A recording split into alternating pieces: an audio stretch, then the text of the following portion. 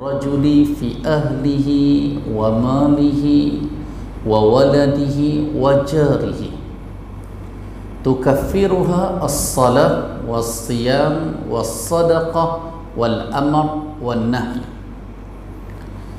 Nabi kata fitnatul rajuli, fitnah, ujian, bala yang Allah kenakan ke atas kaum lelaki khusus. Nabi sebut ni fitnah ke atas orang lelaki ni. Fi ahlihi, yang pertama ahli keluarga dia, isteri dia, anak-anak dia, mak ayah dia, adik beradik dia. Yang kedua wa malihi, harta benda dia.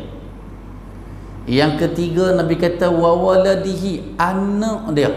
Walaupun anak itu termasuk daripada ahli keluarga, nak cerita ujian anak ini dahsyat, Nabi sebut 2 kali.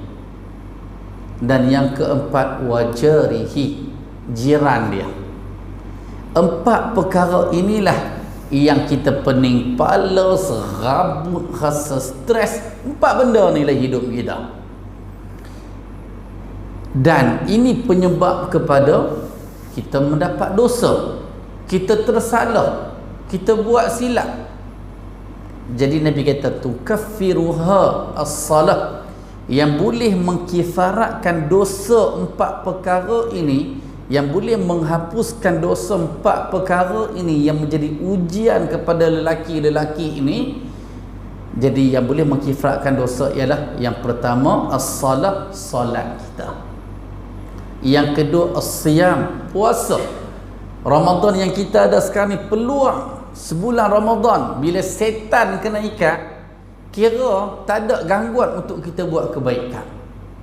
Yang ketiga as-sadaqah. Sedekah ni antara ibadat yang paling lumayan. Yang keempat wal amr, suruh orang buat baik.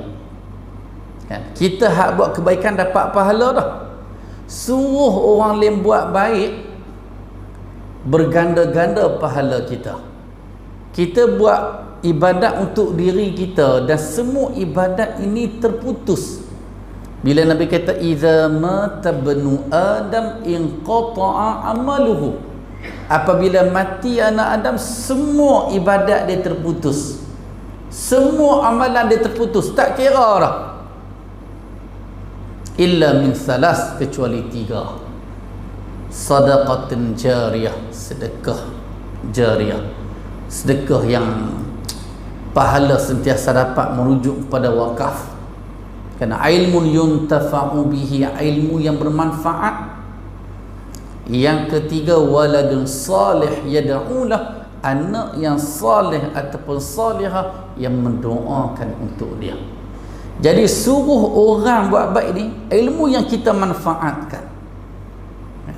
Jadi bila kita buat amalan untuk diri kita, terputus bila kita mati. Tetapi ilmu yang kita manfaatkan dalam bentuk amar ataupun nahi, suruh orang buat baik ataupun cegah orang buat mungkar. Jadi inilah pahala yang kekal walaupun kita dah duduk alam barzakh beribu tahun sekalipun.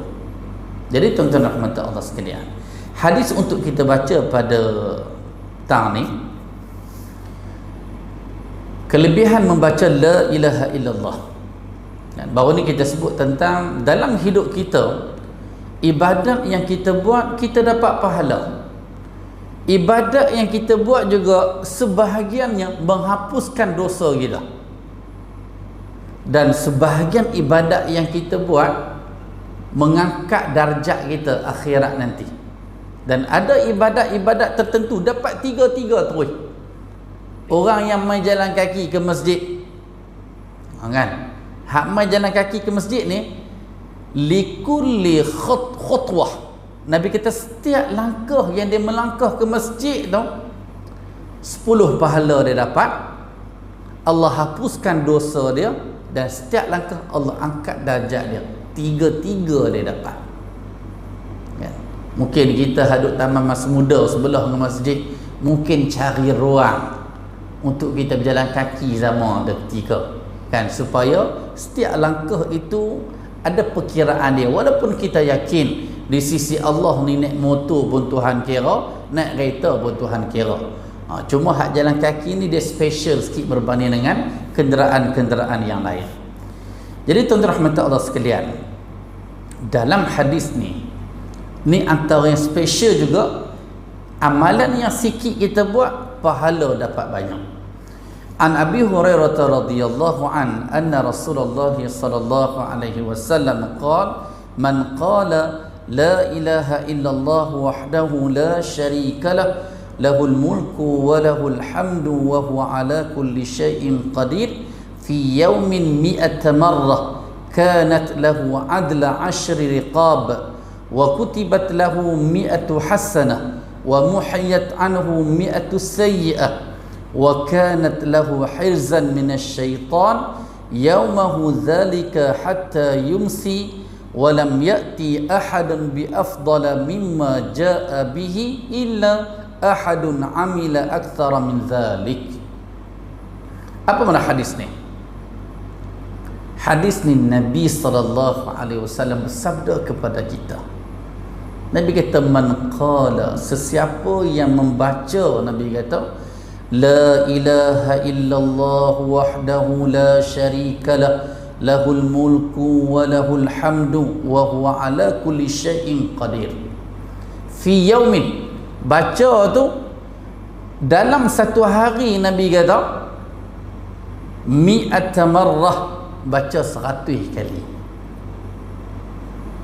100 kali. Jadi apa kelebihan dia?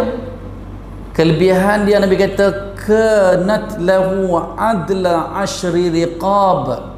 100 dia zikir la ilaha illallah wahdahu la syarikalah sampai habis tu, 100 kali dia baca, dia akan dapat pahala seperti memerdekakan 10 orang hamba.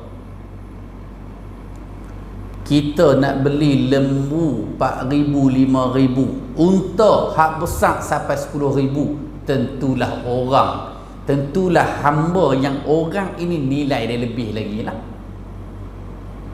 Cuma kita tak tahu sebab cerita P.Ramli sebut dirham, 20 dirham. Kan kira kalau kata hamba tu lekeh sangat, tengok makcik tua dah 20 dirham. Satu dirham pun banyak kok kan, mungkin nilai sekarang ni 1,000 lah kan, 1,000 kita kata.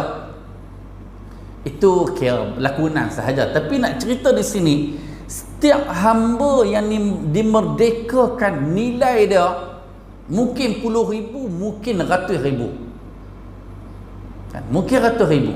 Sebab nilai hamba ni, kalau kita beli hamba perempuan, nilai dia macam jadi isteri kita kan, boleh jadi isteri kepada kita. Dan bila kita merdekakan hamba, dia boleh jadi isteri kita. Ataupun kita ada hamba, dia jadi isteri kita, dapat anak-anak jadi merdeka. Tetapi bila kita dah merdekakan hamba ni, merdeka kepada kita, seolah kita cerai dia kan, dia boleh kahwin dengan orang lain.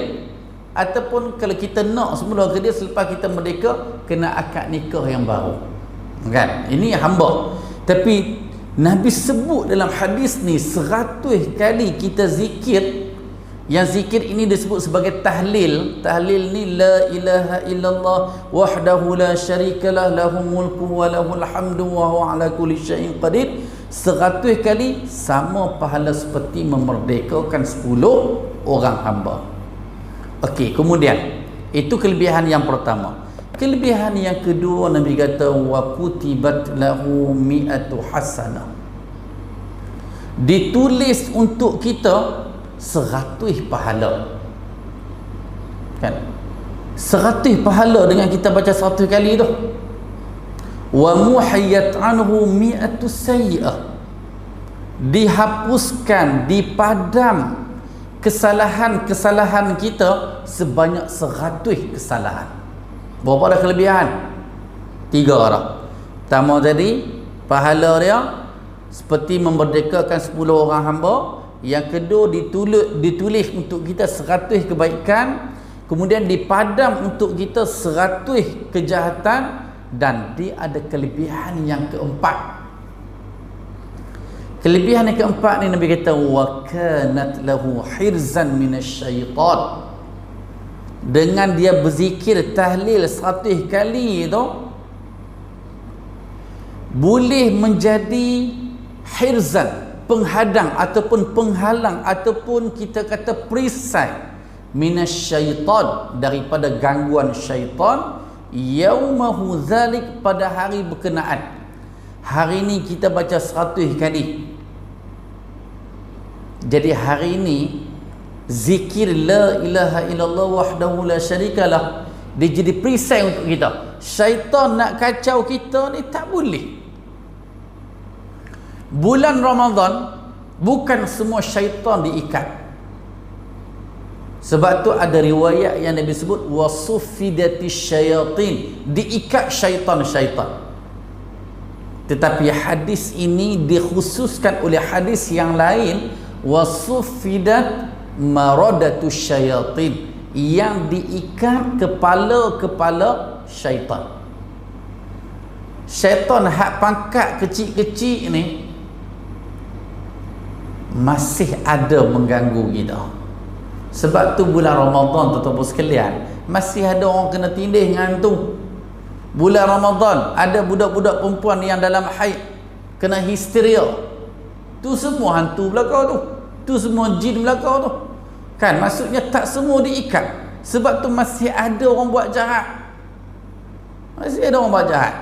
Cuma di sini ialah kita hak jenis kaki masjid ni mungkin insya-Allah setakat setan pangkat kecil-kecil kita tampak macam tu ya.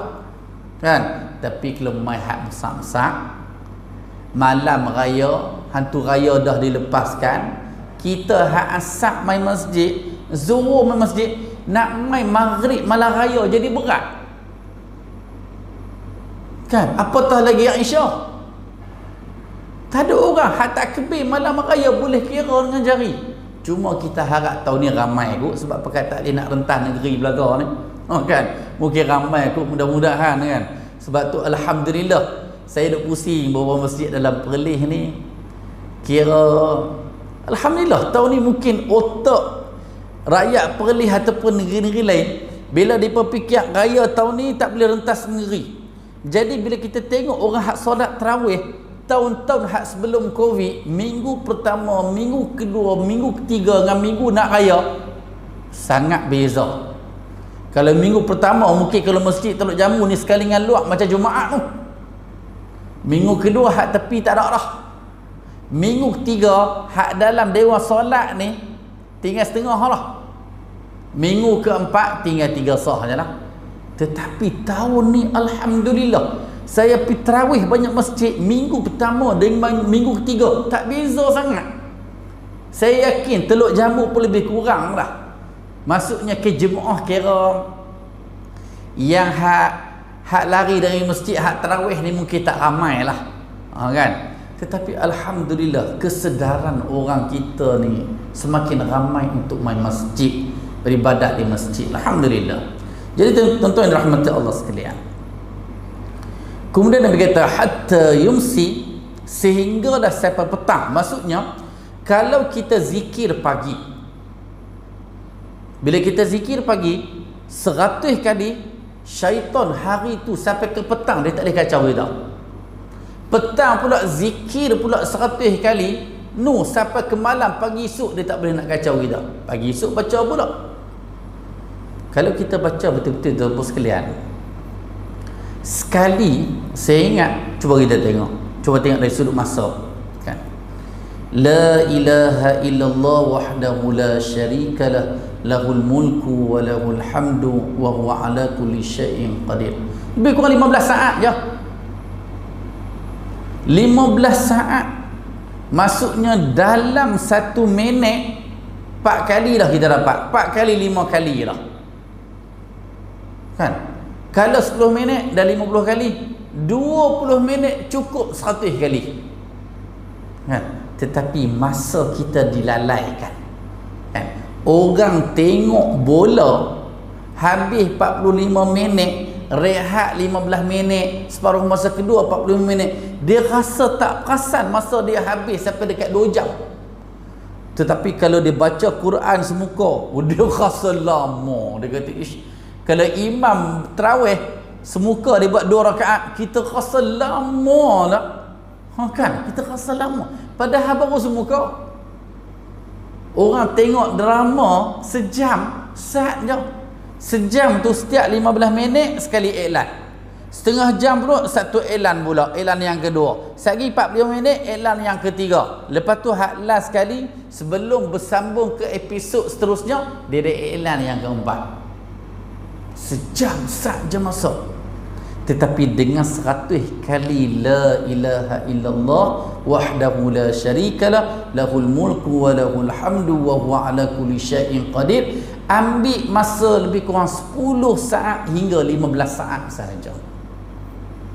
Kalau kita nak buat sekaligus sambil kalau kata rumah saya Padang Katong, nak mai ke Masjid Teluk Jambu ambil masa 5 minit, saya dah dapat banyak mana lah. Kan? Kalau kita boleh istiqamah. Jadi tuan-tuan yang dirahmati Allah sekalian. Kemudian sambungan hadis ni lagi, Nabi kata walam yati ahadun bi afdali mimma jaa. Dan Nabi kata tidak ada seseorang pun yang lebih baik daripada apa yang dia datangkan, daripada zikir itu 100 kali dia baca, dengan kelebihan memerdekakan 10 orang hamba, ditulis untuk dia 100 kebaikan, dipadam untuk dia 100 kejahatan, menjadi penghadang daripada gangguan syaitan sepanjang hari itu. Nabi kata tak ada orang lebih baik daripada dia. Tak ada orang lebih baik daripada dia, Nabi kata, illa melainkan. Maksudnya adalah orang yang lebih baik daripada kita ni.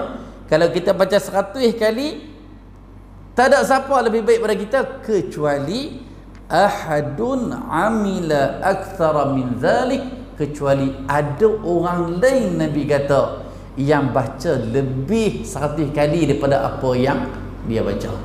Nabi nak sebut di sini, orang hak baca 150 kali tentu lebih baik daripada 100 kali. Yang zikir 200 kali lebih baik daripada 180 kali, lebih baik daripada 170 kali. Jadi mudah-mudahan tengah hari ini tuan-tuan sekalian kita boleh istiqamah. Kan petang ni pun saya nak baca hadis ni je supaya kita tak banyak benda dalam kepala kita. Hari ni nak fokus yang ni je. Hak mana yang selama ni dah 2 amal dah boleh teruskan, hak mana yang belum lagi ataupun yang terkurang. Kan? Yang terkurang mungkin kita boleh bagi tambah. Mungkin hari ni kita tambah sampai 50 dulu, 60, esok bagi cukup 100. Mudah-mudahan hadis yang kita belajar tengah hari dan petang ni kita istiqamah setiap hari. Pahala seperti memerdekakan 10 orang hamba, 100 kebaikan Tuhan tulis, 100 kejahatan Tuhan padam, jadi penghadang pula gangguan syaitan. Bayangkan setiap hari. Bayangkan banyak lagi ibadat-ibadat yang lain yang saya sebut tadi 5 perkara tu. Solat, puasa kita, sedekah kita, suruh orang buat baik, cegah kemungkaran, tambah pula dengan apa yang kita baca hadis ni. Dan mudah-mudahan kita berpada-pada dengan apa yang Nabi ajak. Kadang-kadang kesibukan kita apabila syaitan ini mengganggu kita, dia ajak kita zikir hak pelik-pelik yang berbeza dengan Nabi ajak. Kita minta Allah jauhkan kita daripada semua gangguan tersebut. Kita hanya fokus, kita hanya tumpu mana-mana zikir yang syar'i, yang maksur seperti yang diajar oleh Nabi SAW. Mudah-mudahan bermanfaat untuk saya sendiri dan untuk tuan-tuan sekalian. Mudah-mudahan Allah beri kekuatan kepada kita. Allahumma a'inna ala zikrika wa syukrika wa husna ibadatik. Ya Allah, berilah kekuatan kepada kami untuk kami ingat kepada kamu. Bila ingat itulah kita boleh baca zikir ni. Dan kita minta pertolongan Allah juga untuk kita bersyukur kepada Allah. Dan yang ketiga ialah kita minta kekuatan daripada Allah untuk Allah jadikan ibadat kita ibadat yang berkualiti, yang kualitinya adanya ikhlas dan mengikut tata cara yang diajar oleh Nabi sallallahu alaihi wasallam. Wallahu alam, aqulu qawli hadza wa astaghfirullahal azim li wa lakum, sallallahu ala nabiyyina Muhammad wa ala alihi wa sahbihi wasallam. Subhanakallahumma bihamdi asyhadu an la ilaha illa anta astaghfiruka wa atubu ilaik. Assalamu alaikum warahmatullahi wabarakatuh.